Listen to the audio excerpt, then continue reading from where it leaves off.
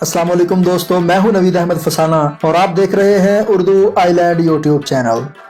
جیسا کہ آپ جانتے ہیں کہ ہم نے پاکستان کے مشہور شہروں کی سیریز شروع کر رکھی ہے۔ آج ہم اس سیریز کی 11ویں قسط میں آزاد جموں کشمیر کے دارالحکومت اور سب سے بڑے شہر مظفر آباد کی سیر کے ساتھ ساتھ ہمیشہ کی طرح آپ کو کچھ دلچسپ معلومات سے بھی آگاہ کریں گے۔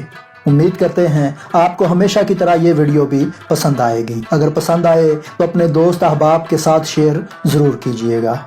اگر آپ ہمارے چینل پر نئے ہیں تو سبسکرائب کر لیں تاکہ آئندہ آنے والی ویڈیوز کا نوٹیفیکیشن آپ کو ملتا رہے۔ مظفر آباد پاکستان کی آزاد ریاست کشمیر کا دارالحکومت اور سب سے بڑا شہر ہے۔ یہ شہر دنیا کی خوبصورت ترین وادی نیلم کی گزرگاہ بھی کہلاتا ہے۔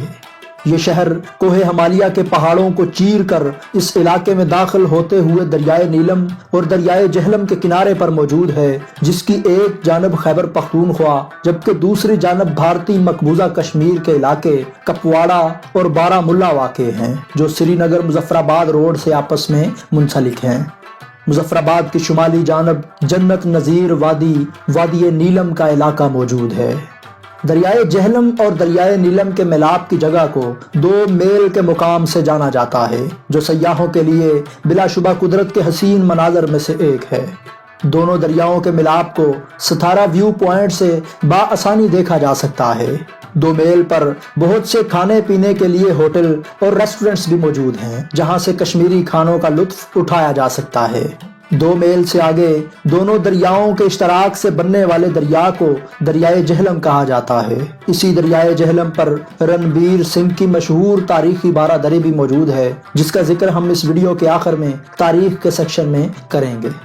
خواتین و حضرات، ضلع نیلم اور ضلع مظفر آباد پہلے اکٹھے ہوا کرتے تھے، لیکن 2004 میں دونوں کو علیحدہ کر دیا گیا۔ انتظامی طور پر مظفر آباد ڈویژن کو 3 اضلاع میں تقسیم کیا گیا، جن میں ضلع مظفر آباد، ضلع ہٹیاں اور ضلع نیلم شامل ہیں، جبکہ ضلع مظفر آباد کی 3 تحصیلیں ہیں، جن میں تحصیل مظفر آباد، تحصیل نصیر آباد اور تحصیل گڑھی دوپٹہ شامل ہیں۔ رقبے کے لحاظ سے مظفر آباد نیلم سے کافی چھوٹا ہے۔ مظفر آباد کا کل رقبہ 2496 مربع کلومیٹر جبکہ نیلم کا 3621 مربع کلومیٹر ہے۔ اگر ہم مظفر آباد کی آبادی کی بات کریں تو مظفر آباد کی آبادی 2017 کی مردم شماری کے مطابق 6.5 لاکھ سے زائد نفوس پر مشتمل ہے، اور یہاں پر لوگوں کی اوسط عمر 63 سال تک ہوتی ہے۔ مظفر آباد پاکستان کے دوسرے شہروں سے مظفر آباد کوہالہ اور مظفر آباد گڑھی حبیب اللہ ایبٹ آباد اسلام آباد ہائی وے روڈ کے ذریعے جڑا ہوا ہے۔ مظفر آباد میں ایک نیشنل لیول کا چھوٹا سا ایئرپورٹ بھی موجود ہے، جہاں سے ملکی سطح پر پروازیں جاتی ہیں۔ مظفر آباد پاکستان کے نیشنل گرڈ اسٹیشن کے ساتھ منسلک ہے۔ آزاد جموں کشمیر الیکٹریسٹی ڈپارٹمنٹ پورے علاقے میں بجلی کے فراہمی کا ذمہ دار ادارہ ہے۔ کشمیر کا دارالحکومت ہونے کی وجہ سے یہ شہر نہ صرف سرکاری اور ثقافتی سرگرمیوں کا مرکز ہے، بلکہ بے شمار سیاحوں کے لیے بیس کیمپ کی حیثیت بھی رکھتا ہے۔ یہی وجہ ہے کہ یہ پاکستان کے علاوہ دنیا بھر کے سیاحوں کی توجہ کا مرکز ہے، جہاں سے مشہور زمانہ وادی نیلم، وادی لیپا، وادی جہلم اور پیر چناسی کے راستے نکلتے ہیں۔ اگر ہم مظفر آباد کے موسم کی بات کریں تو زیادہ تر اس شہر کا موسم خوشگوار ہوتا ہے۔ گرمیوں میں بہت کم گرمی پڑتی ہے جبکہ سردی شدید ہوتی ہے۔ بہار کا موسم یہاں کی سیر کا سب سے زیادہ آئیڈیل موسم ہوتا ہے۔ خواتین و حضرات، اگر ہم مظفر آباد کی ثقافت اور سوغاتوں کی بات کریں تو یہاں پر تیار ہونے والے روایتی کشمیری لباس، شالز، ہینڈی کرافٹس، ہاتھ سے بنے ہوئے قالین، غبا، نمدہ، چٹائیاں، کشمیری پھیرن، ٹنگری، کاشی کری کے خوبصورت ڈیزائن اور مختلف رنگوں کے کڑھائی دار کپڑے اپنی مثال آپ ہیں۔ مظفر آباد آزاد جموں کشمیر کا تجارتی مرکز بھی کہلاتا ہے۔ مظفر آباد کی سب سے بڑی مارکیٹ مدینہ مارکیٹ ہے، جہاں سے ضروریات زندگی کی ہر چیز خریدی جا سکتی ہے۔ اس کے علاوہ مین مارکیٹ میں بھی ضروریات زندگی کی ہر چیز میسر ہے۔ یہاں کے لوگوں کے مختلف ذرائع معاش ہیں، جن میں کاشتکاری، پولٹری فارمز، فرنیچر کا کام، ہوٹلنگ، ریسٹ ہاؤسز یا سرکاری اور پرائیویٹ ملازمتیں شامل ہیں۔ مظفر آباد کے لوگ کھانوں کے بے حد شوقین ہیں، اور یہاں کی بہت سی خاص سوغاتیں بھی مشہور ہیں جو مظفر آباد اور کشمیر کا ہی خاصہ ہیں۔ مشہور کھانوں میں گشتابے، باقر خانی، دم آلو، بلتی گوشت، یخنی، دال مکھنی، میتھی گوشت، میتھی چاول، ہریسہ، پالک پنیر اور کشمیری کلچے یہاں کی خاص سوغاتیں ہیں۔ اگر ہم مشروبات کی بات کریں تو کشمیری چائے اور سبز چائے یہاں کے مشہور اور مقبول ترین مشروبات ہیں۔ ناشتے میں باقر خانیوں کے ساتھ کشمیری چائے پینے کا اپنا ہی مزہ ہے۔ یہاں کی خواتین گھروں میں دیسی گھی، کیچپ اور اچار بھی تیار کرتی ہیں جو ذائقے میں کسی کو اپنا ثانی نہیں رکھتے۔ سویٹ ڈشز میں فرنی، کھیر، پنجیری اور سویاں بہت شوق سے کھائی جاتی ہیں۔ خواتین حضرات، مظفر آباد کے مشہور گیسٹ ہاؤسز میں پی سی ہوٹل، اورش لاج گیسٹ ہاؤس، گرینڈ موٹیل، آگا جی ہوٹل، لا اوریلا ہوٹل، ہیونز پیک ریزورٹ، عظیم انٹرنیشنل ہوٹل، میر کنٹینینٹل ہوٹل، مظفر آباد ویو موٹیل، نفیس ہوٹل، سنگم ہوٹل، طیبہ ہوٹل، الجنت ہوٹل اور مظفر آباد ان کے نام شامل ہیں۔ خواتین و حضرات، اگر ہم مظفر آباد میں صحت کے حوالے سے بات کریں تو کئی گورنمنٹ اور پرائیویٹ ہاسپٹلز مریضوں کی صحت یابی کے لیے کام کر رہے ہیں۔ مظفر آباد کے مشہور اور بڑے ہسپتالوں میں سی ایم ایچ مظفر آباد، ایمز ہاسپٹل، منہاج ہاسپٹل، رضا ہاسپٹل، مظفر آباد جنرل ہاسپٹل اور جناح ڈینٹل ہاسپٹل شامل ہیں۔ اگر ہم مظفر آباد اور اس کے مضافات میں ٹیلی کمیونیکیشن کی بات کریں تو ایس سی او کی سیٹلائٹ سم سے کال، میسج اور انٹرنیٹ کی سروس استعمال کی جاتی ہے۔ مظفر آباد میں تو جیز، وارد، زونگ اور باقی سموں کے سگنلز آتے ہیں، لیکن وادی نیلم یا وادی لیپا میں جانے کے لیے آپ کو سیٹلائٹ سم خریدنا پڑتی ہے۔ مظفر آباد کی وادیوں میں مختلف فصلیں اور پھل کاشت کیے جاتے ہیں، جن میں مکئی، گندم، چاول، ٹماٹر، دالیں، سیب، اخروٹ، آلو بخارا اور خوبانی شامل ہیں۔ ضلع کا 59% رقبہ جنگلات نے گھیر رکھا ہے، جو یہاں کے زیادہ تر لوگوں کا ذریعہ معاش بھی ہے۔ ان جنگلات میں دیودار، صنوبر، بید، سفیدے اور بلوط کے درخت پائے جاتے ہیں۔ یہاں کوئی نہری نظام نہ ہونے کی وجہ سے فصلیں بارش یا چشموں کے پانی کی محتاج ہوتی ہیں۔ خواتین و حضرات، مظفر آباد کے مشہور علاقوں میں 2 میل، لوور گوجرا، مڈل گوجرا، اپر گوجرا، نالوچی، لوہار گلی، تامی، میانی بنڈی، الدا، مکڑی، طارق آباد، شالہ باغ، لنگر پورا، بیلا نور شاہ، کیانی محلہ، Neelum road, C M H road, airport road, Rashidabad, Eidgah road, علامہ اقبال برج چوک، سی ایم ایچ چوک، چیلا برج اور قائد اعظم برج شامل ہیں۔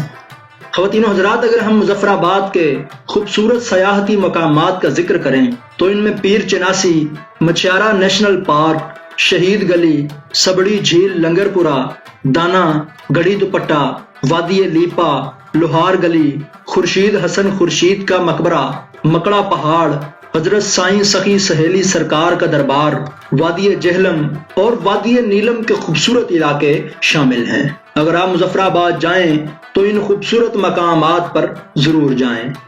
اگر ہم تعلیم کے میدان میں بات کریں تو 2005 کے زلزلے میں 80% سے زائد تعلیمی اداروں کو بہت زیادہ نقصان پہنچا تھا، جس کے بعد اثر نو کئی تعلیمی اداروں کی عمارات کی تعمیر و مرمت کی گئی تھی۔ مظفر آباد میں ایک بہت مشہور اور اعلیٰ تعلیم کے حصول کے لیے آزاد جموں و کشمیر یونیورسٹی کی سروسز بہت اہم ہیں۔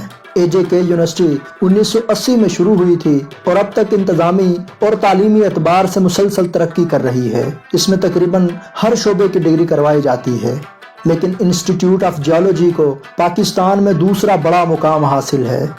اس کے علاوہ ڈگری کالج مظفر آباد اور مختلف پرائیویٹ ادارے تعلیم کی ترقی و ترویج کے لیے کوشاں ہیں۔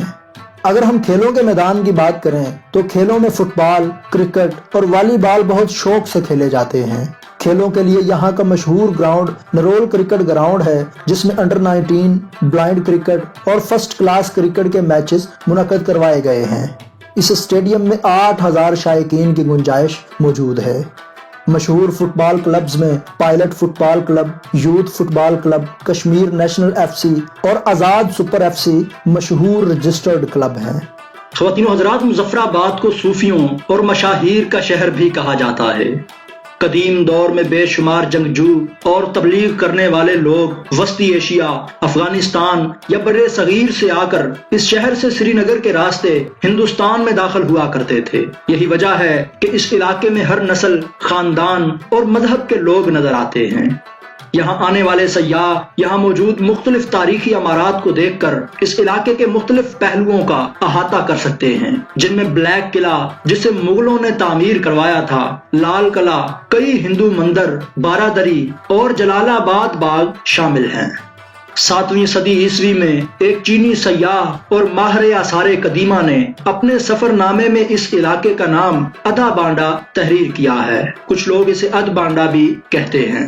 تاریخ میں آتا ہے کہ دیوا نگری خاندانوں نے، جسے شاہی خاندان بھی کہا جاتا ہے، بھارت سے لے کر کابل اور صوبہ گندھار پر 3ری صدی میں کشان خاندان کے زوال سے لے کر 9ویں صدی کے اوائل تک حکومت کی تھی۔ ادھا بانڈا دراصل اسی شاہی خاندان کا دارالحکومت ہوا کرتا تھا۔ ایک اور روایت کے مطابق اس علاقے کا نام چکڑی بیگ بھی رہا ہے۔